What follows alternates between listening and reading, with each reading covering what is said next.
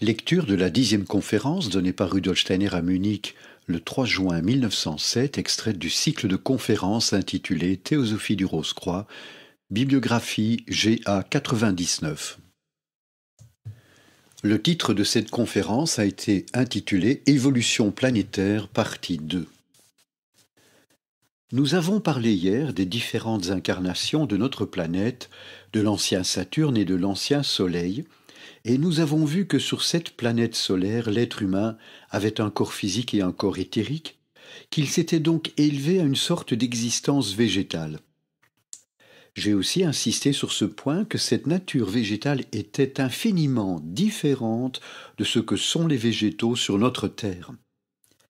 Nous verrons encore que les plantes qui nous entourent aujourd'hui n'ont pu apparaître que sur notre planète terrestre.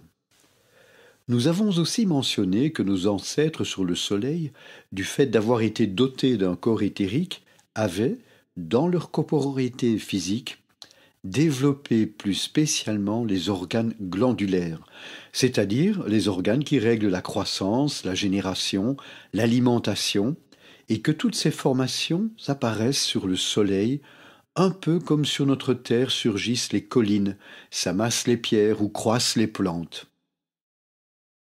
En outre, il y avait un règne que nous pouvons décrire comme un vestige attardé du règne saturnien et qui se présente comme l'ancêtre du règne minéral ultérieur. Il ne s'agit donc nullement de minéraux, comme nous les connaissons aujourd'hui. Il ne saurait en être question sur la planète du Soleil, mais de substances corporelles qui n'avaient pas réussi à s'associer à un corps éthérique et qui, par là même, en étaient restées au stade minéral par lequel l'humanité était passée sur l'ancien Saturne. Nous distinguons donc deux règnes qui s'étaient formés sur le Soleil. On a pris l'habitude, dans la littérature théosophique, de prétendre que l'être humain avait passé successivement par les stades où règne minéral, végétal et animal. Comme vous le voyez, c'est là une manière inexacte de s'exprimer, car l'aspect du règne minéral sur Saturne différait grandement de ce que ce règne est devenu plus tard. Sa conformation, sur Saturne, préfigurait en germe ce que sont aujourd'hui nos organes sensoriels. De même, sur le Soleil, le règne végétal n'était pas semblable au nôtre. Mais ce que sont aujourd'hui nos organes glandulaires avait alors une nature végétale parce qu'imprégnée d'un corps éthérique. Nous devons nous représenter qu'ensuite cette planète solaire est passée par un état d'obscurcissement, par une sorte de sommeil latent, qui n'était nullement un anéantissement ou un état d'inertie, aussi peu que l'existence dans le dévachant pour l'âme humaine. La vie de l'âme dans le dévachant est loin d'être inactive. Nous avons vu qu'au contraire, l'être humain y est plongé dans une activité continuelle et qu'il y collabore utilement à l'évolution de notre Terre. Ce n'est que pour l'état de conscience actuel que cet obscurcissement apparaît comme une sorte de torpeur. Pour une conscience supérieure, il est en même temps beaucoup plus vivant et beaucoup plus actif. En fait, la planète y passe par des états infiniment spiritualisés, des états célestes de la plus grande importance pour son évolution. En théosophie, on appelle ce passage, entre guillemets, un pralaya. Imaginons donc que le Soleil, étant passé par le pralaya, s'est métamorphosé et qu'a pris naissance ce que dans l'occultisme on appelle le troisième stade de notre Terre, l'ancienne Lune. Si nous avions pu assister à cette métamorphose, nous aurions vu, au cours de millions d'années, l'ancien Soleil se transformer et peu à peu disparaître, et après une période crépusculaire qui, elle aussi, a duré des millions d'années, nous l'aurions vu renaître sous une forme différente. Ainsi a débuté le cycle lunaire. Dans les premiers temps de ce cycle, le Soleil et la Lune étaient encore unis et formaient un grand tout comme l'ancien Soleil. Il se produisit alors une sorte de répétition des états antérieurs de Saturne et du Soleil, quoiqu'à un échelon évolutif déjà supérieur. Ensuite, survint un changement remarquable dans l'état de ce corps céleste réapparu. La Lune se détacha du Soleil. À la place de l'ancien Soleil, nous avons maintenant deux corps célestes d'inégale grandeur, deux planètes, ou plutôt une étoile fixe et une planète, un Soleil et une Lune. Le globe de cette ancienne Lune n'est pas seulement constitué des substances qui forment notre Lune actuelle, mais aussi des substances de notre Terre et des êtres qui la peuplent. Si vous amalgamiez Terre et Lunes actuelles, vous obtiendriez ce que nous appelons l'ancienne Lune, qui à ce moment se sépare du Soleil. Par voie de conséquence, le Soleil devint une étoile fixe, ayant extrait de la masse originelle les substances les plus pures et les entités les plus évoluées. Cela lui permit de s'élever à un degré supérieur.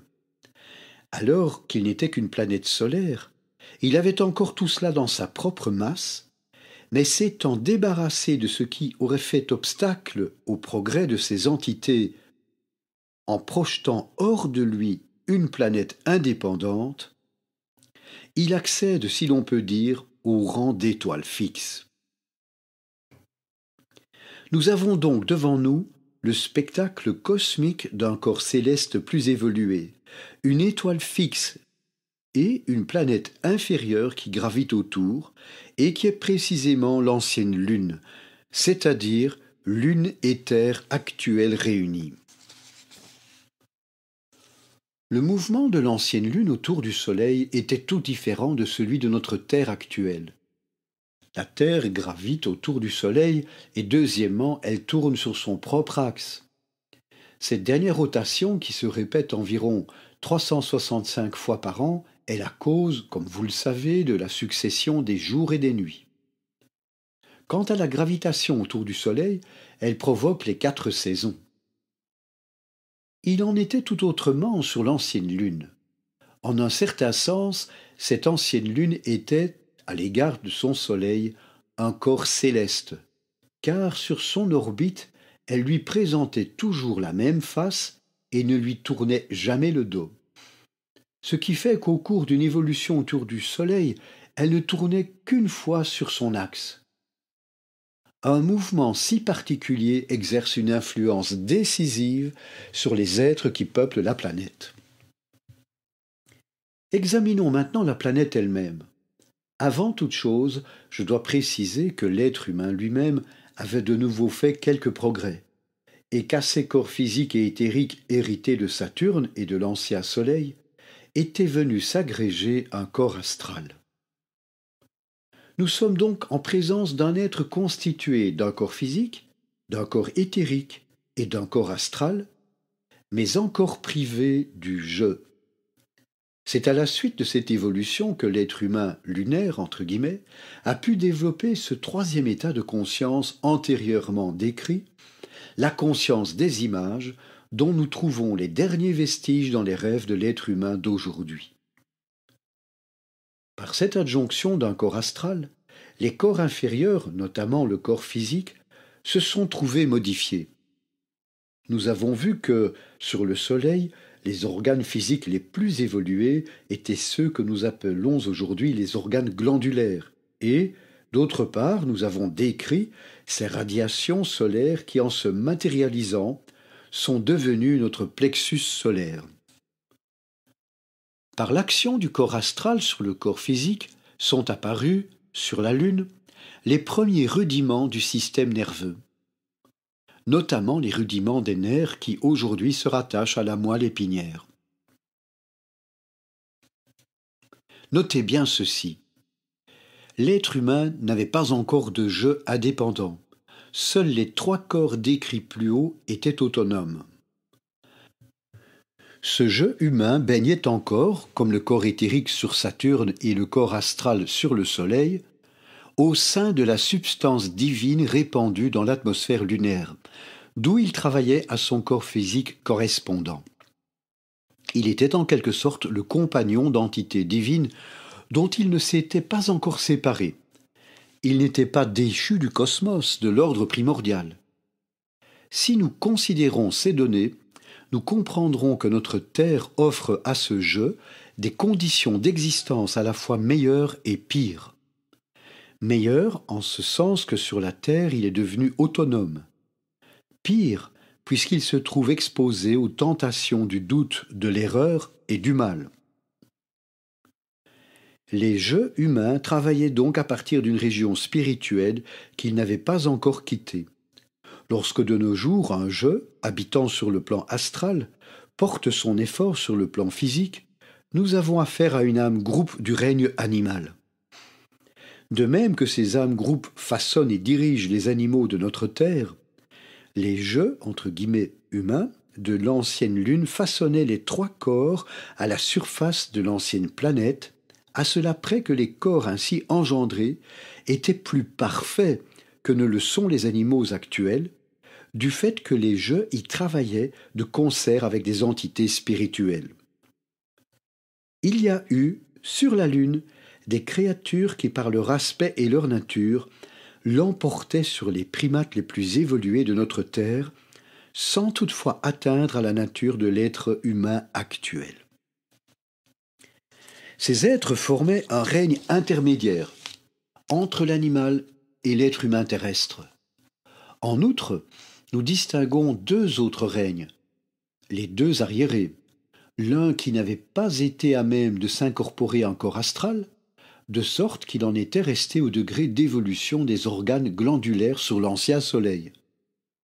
Le second règne occupait sur la Lune une situation intermédiaire entre les plantes et les animaux de notre Terre, se composait de créatures qui étaient en quelque sorte des bêtes de nature végétale, des animaux-plantes.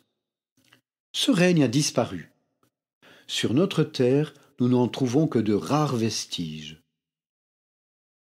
Un 3e règne lunaire, qui avait déjà sur le Soleil conservé un caractère saturnien, se situait entre les minéraux et les plantes. Nous distinguons donc les 3 règnes suivants: minéral-végétal, végétal-animal et animal-humain. Il n'y avait pas encore sur la Lune de minéraux dans le sens actuel du mot. Le sol que nous foulons, l'humus, la terre arable, les pierres n'existaient pas. Le règne inférieur, minéral-végétal, constituait toute la masse du globe lunaire. La surface de la planète ressemblait à une tourbière, à quelques terrains bourbeux où des débris de plantes formeraient une sorte de bouillie végétale. Les êtres humains qui peuplaient cette lune se mouvaient sur cette vase qu'on pourrait aussi bien comparer à de la laitue cuite. Il n'y avait bien entendu pas de rochers. Ce qu'il y avait de plus dense, de plus minéral, étaient certaines formations émergeant de cette masse et dont la consistance ligneuse rappelait l'écorce de certains arbres. Les montagnes lunaires n'étaient que des masses végétales en train de se lignifier, de durcir, de sécher. C'est ainsi que peu à peu se préparait le règne minéral. Les animaux-plantes dont nous avons parlé y poussaient. Ils ne pouvaient se mouvoir, enracinés au sol comme aujourd'hui les coraux. Dans nos mythes et légendes, dont la profonde sagesse a été inspirée par les entités, s'est conservé un souvenir de ces conditions de vie sur la Lune, notamment dans le mythe de la mort de Baldur. Ce dieu germanique, l'ancien dieu du soleil et de la lumière, avait eu un rêve qui lui prédisait une mort prochaine, ce qui attrista fort les autres dieux et les incita à rechercher un moyen de le sauver. La déesse mère Frigg exigea de tous les êtres terrestres le serment solennel de ne jamais s'attaquer à Baldur. Tous prêtèrent serment, de sorte qu'il paraissait impossible que le dieu mourût. Or, une fois que les dieux, le sachant invulnérable, se divertissaient à lancer sur Baldur toutes sortes de projectiles, Loki, l'adversaire des Ases, le dieu des ténèbres, s'avisa d'un stratagème. Il savait que tous les êtres vivants, ainsi que les substances inanimées, avaient juré de ne jamais tuer Baldur, Mais il avait appris de Frigg l'existence d'une plante considérée comme négligeable et hors d'état de nuire, dont elle avait omis d'exiger le serment. Cette plante était le gui. L'astucieux Loki apporta donc un plan de gui au dieu aveugle Hödur, qui, sans savoir ce qu'il faisait, s'en fit une arme et tua Baldur. Ainsi s'accomplit la prédiction par le moyen du gui. Cette plante a toujours joué un rôle dans les traditions populaires, quelque chose d'inquiétant, de fantomatique semblait émaner d'elle. Ce que dans les anciens mystères des trottes et des druides on enseignait sur la nature du gui a passé dans la légende et dans les traditions populaires. Or, voici ce qu'il en est. Sur ce magma lunaire dont nous avons parlé poussaient des êtres hybrides, mi-plantes, mi-animaux. Certains évoluèrent au cours de l'incarnation terrestre, mais d'autres en restèrent au stade lunaire, et quand la Terre surgit, ils ne purent revêtir qu'une forme rudimentaire, adaptée aux conditions de vie sur la Lune. Ils devinrent ainsi des parasites d'autres végétaux, ne pouvant prospérer que sur un sol ligneux. C'est sur l'écorce d'autres arbres que le gui cherche à se greffer, étant un vestige dégénéré des animaux-plantes de l'ancienne Lune. Baldur était dans le mythe le représentant de ce qui progresse, de ce qui apporte la lumière au monde. Loki, au contraire, figurait les puissances des ténèbres. Étant lui-même demeuré à un stade inférieur, il haïssait tout ce qui évolue. Aussi était-il un adversaire de Baldur.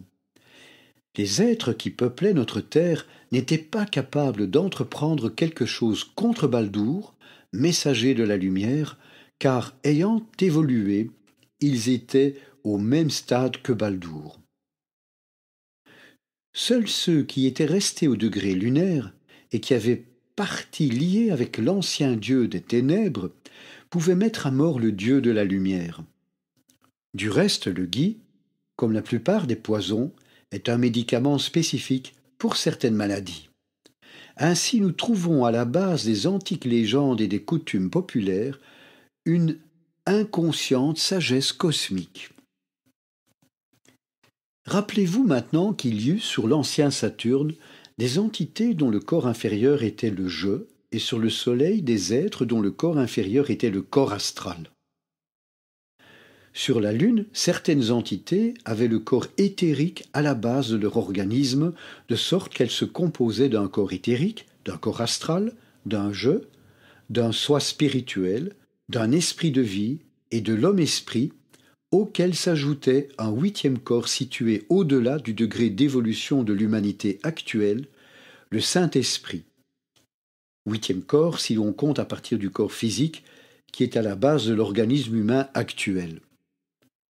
Ces êtres lunaires nous seraient apparus dans leur corps éthérique comme des formes spectrales. Sur la Lune, ils en étaient à leur stade d'évolution humain, c'est-à-dire au même stade que l'être humain actuel sur notre Terre. Ce sont les anges de l'ésotérisme chrétien. Ces entités qui se sont élevées jusqu'au stade du Saint-Esprit dépassent de nos jours les êtres humains d'un degré. Elles se rangent donc dans l'échelle d'évolution immédiatement au-dessus de nous. On les appelle aussi les esprits du crépuscule ou les pitrilunaires. Les esprits de la personnalité avaient sur l'ancien Saturne comme régent une entité qu'on appelle Dieu le Père. Les esprits du feu avaient sur le Soleil le Christ comme régent, ou le Logos, selon la terminologie de l'Évangile selon saint Jean. Sur l'ancienne Lune, le régent de ces esprits était cette entité que le christianisme a nommée le Saint-Esprit. Les êtres qui sur la Lune étaient passés par le stade humain n'ont pas eu besoin sur notre Terre de descendre jusque dans la matière et de revêtir un corps physique. La substance des globes planétaires successifs est devenue toujours plus dense.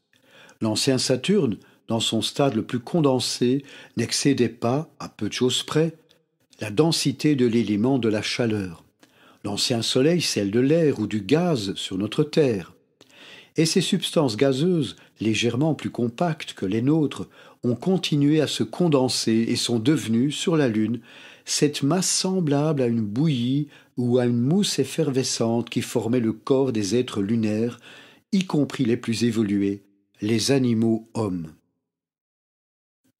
Si vous imaginez la consistance d'un blanc d'œuf légèrement coagulé, vous aurez une image de cette substance. Et c'est dans des corps ainsi constitués que furent déposés les germes du système nerveux. Cette Lune était entourée d'une atmosphère entièrement différente de l'atmosphère terrestre.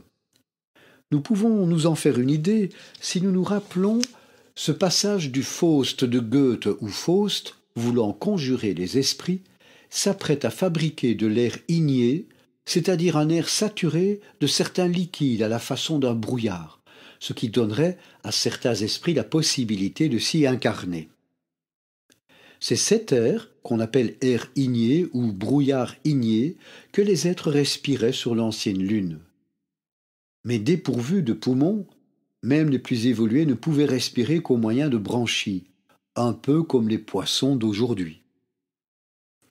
En fait, il y a moyen de produire cet air de feu, cet air igné que la tradition hébraïque appelle rouach. L'humanité actuelle en a perdu le secret, mais les anciens alchimistes connaissaient encore les conditions de sa fabrication et pouvaient par ce moyen asservir des esprits élémentaires. Plus nous reculons dans le temps, plus nous constatons que les êtres humains d'autrefois avaient encore la possibilité de le produire. Ce brouillard igné que nos ancêtres respiraient sur la Lune s'est transformé pour devenir d'une part l'air actuel et d'autre part donner lieu à toutes les manifestations terrestres dues à l'action de l'élément du feu. Une température élevée régnait dans cette atmosphère qui était saturée de vapeur et de fumée. En outre, à intervalles réguliers, elle était sillonnée de courants verticaux qui pendaient dans l'air comme des cordages emmêlés, dont les bouts inférieurs pénétraient dans les organismes humains. Ceux-ci donnaient l'impression d'y être suspendus, comme de nos jours, l'embryon humain se rattache par le cordon ombilical au corps de sa mère.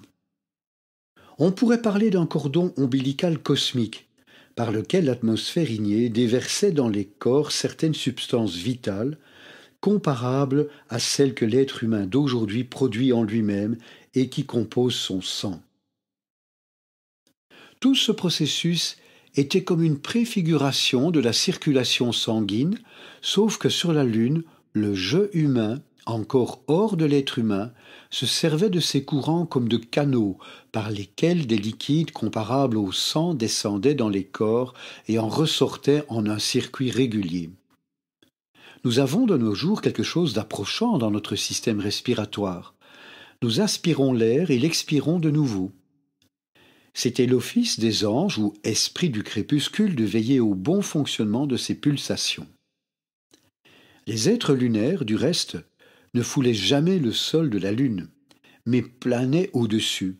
Ils se propulsaient un peu à la manière de nos animaux aquatiques nageant dans l'eau. Ainsi, nous avons sur la Lune un embryon de système sanguin. En conséquence, s'éveilla dans ces êtres lunaires une faculté en connexion avec les pouvoirs du sang. Cette faculté permit la première expression sonore d'expériences intérieures. Pour la première fois, l'être humain put, au moyen de la voix, extérioriser ses sentiments. Les sensations de l'âme n'apparurent qu'au moment où le corps astral vint animer l'être humain, et ces sensations ont pu se traduire en sons, mais d'une façon, à vrai dire, étrange, car il ne s'agissait pas de sons sciemment contrôlés ou conscients. Par exemple, les êtres lunaires n'auraient pu clamer leur douleur et n'étaient pas libres, ni dans le choix du moment, ni dans le mode d'articulation de leurs cris. Celui-ci ne résonnait qu'à certains moments, en corrélation avec des expériences déterminées. Au cours de certaines saisons s'éveillait chez ces êtres ce qu'on pourrait, par analogie, appeler l'instinct de la reproduction, et les émotions qui accompagnaient ce réveil, ils pouvaient les traduire en sons. Mais c'était la seule occasion pour eux de se faire entendre, car à d'autres moments ils restaient muets, et cela dépendait de la saison et d'une certaine position de la lune par rapport au soleil. Mais alors l'ancienne lune résonnait dans le cosmos du cri de ses habitants qui clamaient leur instinct à la face du monde. Dans le bramement du cerf, par exemple, nous trouvons aujourd'hui encore comme un souvenir de ces appels. Mais ces cris exprimaient un événement cosmique de nature toute générale, plutôt que des sensations personnelles exprimées spontanément. Toutes ces descriptions d'un lointain passé ne doivent s'entendre que dans un sens approximatif, comme approchant de la réalité, car le vocabulaire de nos langues actuelles ne s'adapte qu'à des sujets ou à des événements datant de notre époque terrestre. Nous devrions inventer une langue capable d'exprimer ce que perçoit l'œil du voyant. Malgré ces difficultés, il est de toute importance d'essayer de caractériser ces époques révolues, car ces descriptions sont la première étape sur le chemin de la vérité. Ce n'est qu'au moyen de l'image et de l'imagination que nous pouvons approcher de la réalité concrète. Toute spéculation abstraite, tout schéma pseudo-scientifique ne nous serait d'aucun secours. Évoquons des images, laissons-les surgir en nous, voilà la voie directe, le premier degré de la connaissance. Après tout, nous avons nous-mêmes, avec tout ce que nous sommes en tant qu'êtres humains, fait partie de cette évolution. Nous avons assisté au déroulement de ces cycles, et si aujourd'hui nous essayons de nous les représenter, l'image que nous pouvons nous en faire nous ramènera comme un fil d'Ariane à identifier les états par lesquels nous sommes nous-mêmes passés. Après que tous les êtres eurent achevé leur évolution sur l'ancienne lune, de façon à pouvoir accéder à des stades plus élevés, vint le moment où la lune et soleil s'agrégèrent à nouveau, ne formèrent plus qu'un seul corps cosmique et entrèrent ainsi dans un état latent qu'on appelle le pralaya. Après quoi les premières lueurs d'une vie nouvelle annoncèrent la genèse de notre incarnation terrestre. À un niveau plus élevé, celle-ci dut à nouveau parcourir rapidement les 3 premiers stades de l'évolution, d'abord l'état saturnien, puis le stade solaire. Au stade lunaire, la Lune s'isola de nouveau pour graviter autour du corps cosmique restant, mais cette Lune avait encore en elle toutes les substances constitutives de notre globe terrestre. C'est à ce moment que se passa un événement décisif. Notre Lune actuelle fut éjectée hors du globe commun, et avec elle furent rejetés les êtres les moins nobles et les substances les plus grossières que la Terre, pour progresser, ne pouvait conserver. Ces éléments constituent aujourd'hui la nature de notre satellite. En fait, les substances liquéfiées, qui fermentaient sur l'ancienne Lune, furent comme pétrifiées et glacées sur la Lune actuelle, ce qui peut être prouvé scientifiquement. Quant aux éléments susceptibles de développement, ils formèrent notre Terre. C'est parce que l'ancien Soleil s'est scindé, en formant 3 nouveaux corps cosmiques, Soleil, Lune et Terre, que notre Terre a pu évoluer à son tour. Cette séparation eut lieu il y a bien des millions d'années, à l'époque lémurienne. Les êtres hybrides qui peuplaient l'ancienne Lune et que nous avons appelés minéraux végétaux, animaux plantes et hommes animaux, ont pu peu à peu se transformer et engendrer les 3 règnes de la nature, ainsi que l'être humain actuel capable de prendre conscience de son je, alors que ce je, dans des cycles antérieurs, avait plané au-dessus de lui, uni à la divinité. Cette descente du je dans l'être humain eut lieu après que le Soleil, la Lune et la Terre se furent séparés. Depuis ce moment, l'être humain est devenu capable d'élaborer en lui le sang rouge de son système sanguin et de s'élever au stade de l'humanité actuelle.